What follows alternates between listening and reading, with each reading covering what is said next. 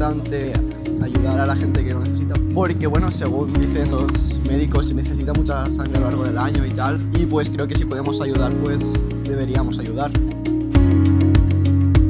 És necessari, ja siguin per intervencions quirúrgiques o per accidents o el que siga, pues sempre requereix tenir un fondo de sang perquè no costa res, com a molt perds mitja hora i ja està, i pots salvar una vida.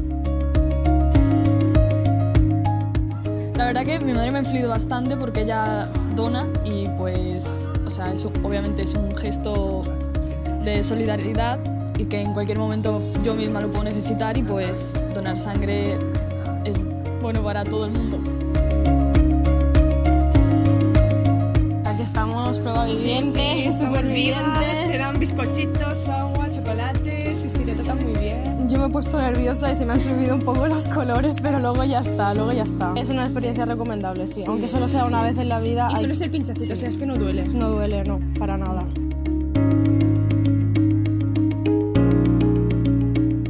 Creo que es algo muy importante porque es un momento y puedes ayudar a mucha gente con solo una donación. Recomendaría a la gente que venga a donar sangre porque creo que es una experiencia que todos hemos de pasar y pues que ayudas a la gente y está muy bien.